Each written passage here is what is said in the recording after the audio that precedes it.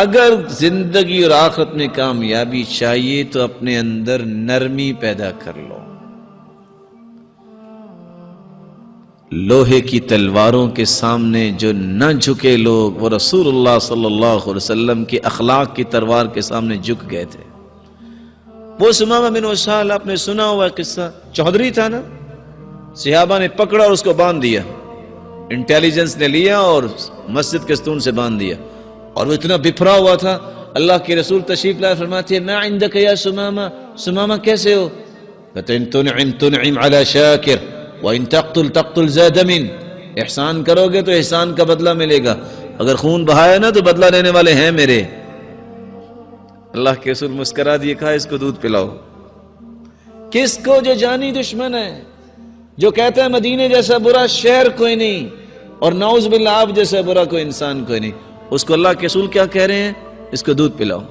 آج کوئی گالی دے دینا، کوئی پانی نہیں پلاتا. دوسرے دن پھر آئے، تیسرے دن پھر وہی سوال وہی جواب. جب تیسرے دن آپ نے جواب وہی سنا، آپ نے فرمایا اطلقوہ، اسے چھوڑ دو. سبق نہیں پڑھایا، درس نہیں دیا، کتاب نہیں پڑھائی، صحابہ کے اخلاق اور رسول اللہ صلی اللہ علیہ وسلم کی نرمی دیکھی.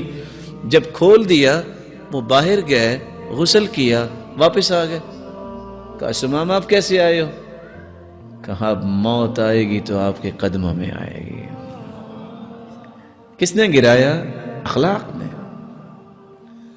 ایک شخص نے مسجد کے کونے میں پیشاب کر دیا، صحابہ نے ڈانٹا، اوے یہ کیا کیا؟ کہا مہلن، رک جاؤ، لا تظلموا ای لا تقطعوا علیہ بولا. اس کو پتہ نہیں ہے، اس کو بیمار نہ کر دینا.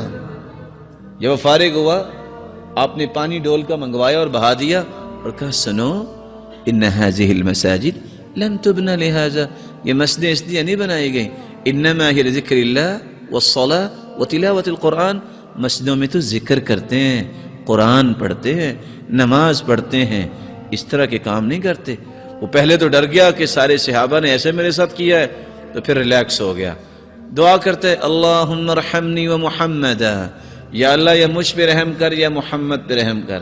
اللہ کے رسول صلی اللہ علیہ وسلم نے فرمایا لقد تہجرت واسعا، اتنی بڑی رحمت آپ نے دو بندوں کے لیے خاص کی. کہا اللہ کے رسول آپ نے ہی پیار دیا نا، باقی تو غصہ ہی کر رہے تھے نا. ریاکشن. ایک نوجوان آ گیا، کہتا ہے یا رسول اللہ صلی اللہ علیہ وسلم اذن لی فی الزنا، مجھے بدکاری کی اجازت دیجئے.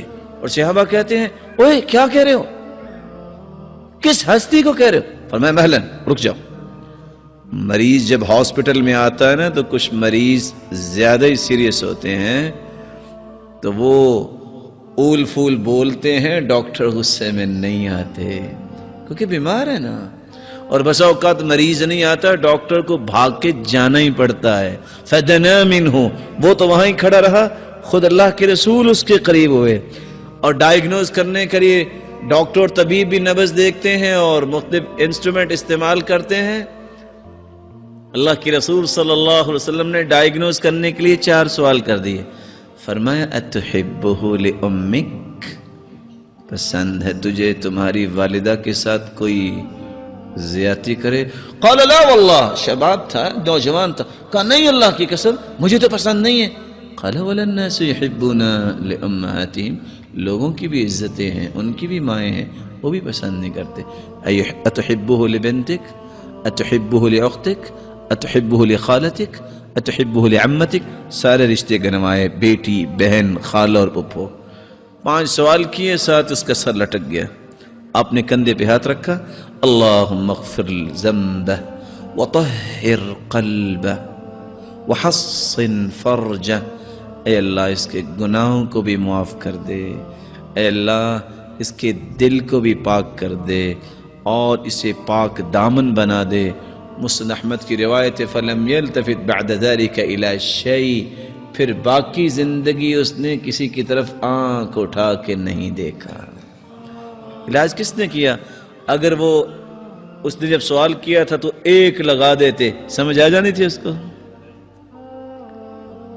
بعض دفعہ ہم کسی بات پہ غصہ کر رہے ہوتے ہیں اور اگلا کیا کہہ رہا ہوتا ہے؟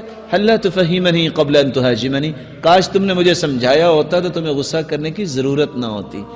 ہم سمجھاتے کم ہیں، غصہ زیادہ کرتے ہیں، اور غصہ علاج نہیں ہے۔ ایک صحابی نے کہا اللہ کے رسول وصیت کیجیے، اوصنی، قال لا تغضب، غصہ نہ کرو۔ فردد مرارا، کو اور وصیت کیجیے، فرمایا لا تغضب، غصہ نہ کرو۔ اور پھر فرمایا لا تغضب ولک الجنہ، غصہ کرنا تم چھوڑ دو، میں تمہیں جنت کی ضمانت دیتا ہوں۔